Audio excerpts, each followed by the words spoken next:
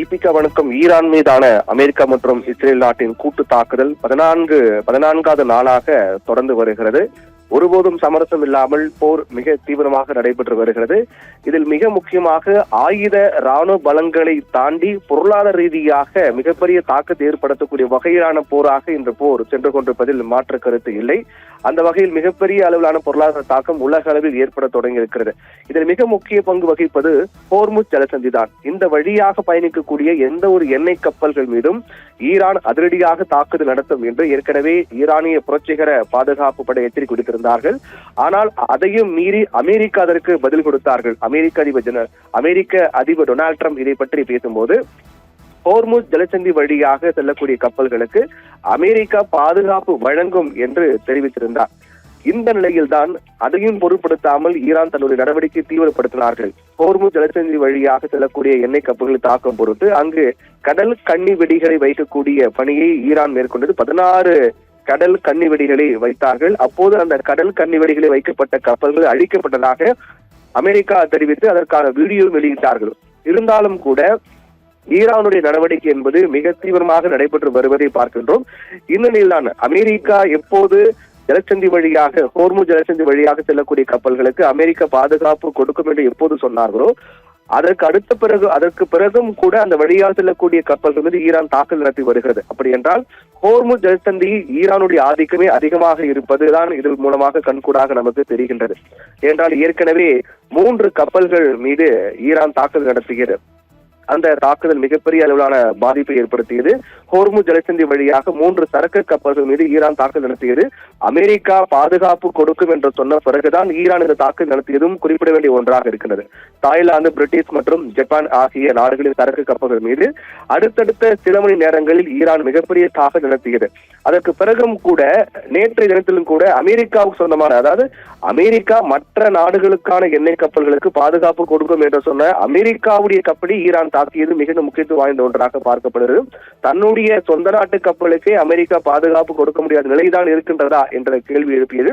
ஈராக்குடைய கடற்பரப்பில் வந்தபோது அமெரிக்காவுக்கு சொந்தமான எண்ணெய் கப்பல் மீது தாக்குதல் நடத்தப்பட்டது. இந்த தாக்குதல் மிகப்பெரிய பேச்சு பொருளானது. ஏனென்றால் மற்ற நாட்டு கப்பல்களுக்கு பாதுகாப்பு கொடுப்பு என்று சொன்ன அமெரிக்கா தன்னுடைய நாட்டு கப்பலுக்கு ஏன் பாதுகாப்பு கொடுக்கவில்லை என்றது. அமெரிக்காவுக்கு சொந்தமான சேப்சி விஷ்ணு என்ற சரக்கு கப்பல் மார்ஷல் தீவு நாட்டின் கொடியோடு அதிகாலை ஈராக் எல்லைக்குட்பட்ட கடற்பரப்பில் சென்று கொண்டிருந்த போது அந்த வழியாக பயங்கர வெடிகுண்டுகளோடு சென்ற படகு அந்த கப்பல் மீது நேருக்கு நேராக மோதி தற்கொலைப்படை தாக்குதலை நடத்தியது.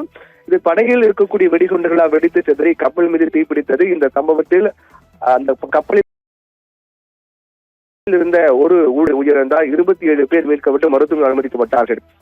அமெரிக்கா மற்ற நாட்டு கப்பல் பாதுகாப்பு கொடுத்து அவர்கள் சொன்ன அடுத்தடுத்த நாட்களில் 3 கப்பல்கள் தாக்குதல் நடத்தியது ஈரான் அமெரிக்காவின் கப்பலை தாக்கியது. இப்படியாக ஹோர்முஸ் ஜலசந்தியில் ஈரானுடைய கை ஓங்கி இருப்பதாகவே பார்க்கப்படுது. இந்த நிலையில் தான் மிக முக்கியமான அறிவிப்பு ஒன்று வெளியானது. அதாவது ஹோர்முஸ் ஜலசந்தியில் அமெரிக்காவின் பாதுகாப்பு வாபஸ் பெறப்பட்டதாக ஒரு செய்தி வெளியானது. அது மிகப்பெரிய ஒரு, அப்படியானால் அமெரிக்கா பின்வாங்கி இருக்கிறதா? ஈரானுடைய தாக்கத்தை அமெரிக்காவால் கட்டுப்படுத்த முடியவில்லையா? ஈரானுடைய தாக்குதலுக்கு ஈடு கொடுக்க முடியவில்லை என்றெல்லாம் பல கேள்விகள் எழுந்தது. ஆனால் தற்போது அது அமெரிக்காவுடைய வெள்ளை மாளிகை மறுத்திருக்கிறார்கள். இது உண்மையான தகவல் அல்ல. அமெரிக்காவுடைய பாதுகாப்பு எப்போது இருக்கும் என்று தெரிவித்திருக்கிறார்கள். ஆனாலும் கூட தொடர்ந்து இது போன்ற முரணான கருத்து வெளியாக இருப்பது என்பது அமெரிக்காவுக்கு மிகப்பெரிய குழப்பத்தில் இருக்கிறதா என்ற கேள்வி எழுப்பியிருக்கிறது.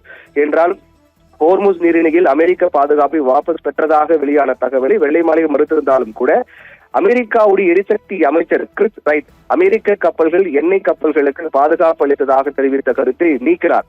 முதலில் பாதுகாப்பு அளிக்கப்படும் என்று தெரிவித்திருந்தால் அதற்கு பிறகு அதை நீக்கியதால் தான் இந்த குழப்பம் ஏற்பட்டது. இருந்தாலும் இப்போது வரையிலும் அமெரிக்க கடற்படை எந்த கப்பலையும் பாதுகாத்து அழைத்துச் செல்லவில்லை என்பதுதான் இப்போது இருக்கக்கூடிய நிலவரமாக இருக்கிறது. அமெரிக்காவை பொறுத்தவரை அந்த வழியாக வரக்கூடிய அனைத்து கப்பல்களும் பாதுகாப்பு வழங்கும் என்று தெரிவித்திருந்தார்கள். ஆனால் இப்போது வரையிலும் எந்த ஒரு கப்பலுக்கும் அமெரிக்கா பாதுகாப்பு வழங்கவில்லை என்பதுதான் இந்த நிமிடம் வரையிலான நிலவரமாக இருக்கின்றது.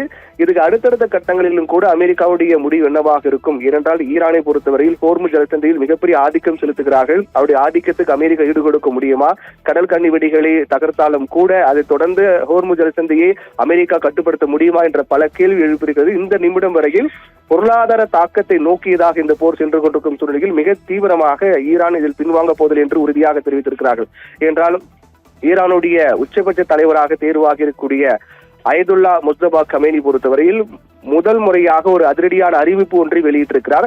அதில் இஸ்ரேல் நடத்திய தாக்குதலில் அயதுல்லா முஸ்தபா கமேனி காயமடைந்ததாக சொல்லப்பட்ட நிலையில் தற்போது அவர் வெளியிட்டிருக்கூடிய அறிக்கை என்பது மிகுந்த முக்கியத்துவம் வாய்ந்த ஒன்றாக பார்க்கப்படுகிறது. அதில் வளைகுடாவில் இருக்கக்கூடிய அரபு அண்டை நாடுகள் மீதான தாக்குதல்களை ஈரான் தீவிரப்படுத்தும் என்று எச்சரிக்கை விடுத்திருக்கிறார். அமெரிக்கா மற்றும் இஸ்ரேலுக்கு எதிரான ஒரு தாக்குதலாக ஹோர்முஸ் ஜலசந்தியை தொடர்ந்து மூடி வைப்போம் என்றும் ஈரானுடைய உச்சபட்ச தலைவர் தெரிவித்திருப்பது மிகுந்த முக்கியத்துவம் வாய்ந்த ஒன்றாக பார்க்கப்படுகிறது. ஹோர்முஸ் ஜலசந்தியை மூடினால் ஈரான் இதுவரை இல்லாத மிகப்பெரிய பேரை எதிர்கொள்ளும் என்று அமெரிக்க எச்சரிக்கை விடுத்திருந்தாலும் கூட அதை சிறிதளவும் பொருட்படுத்தாமல் ஹோர்முஸ் ஜலசந்தியை மூடி வைப்போம் என்று ஈரான் அதிரடியாக அறிவித்திருக்கிறார்கள்.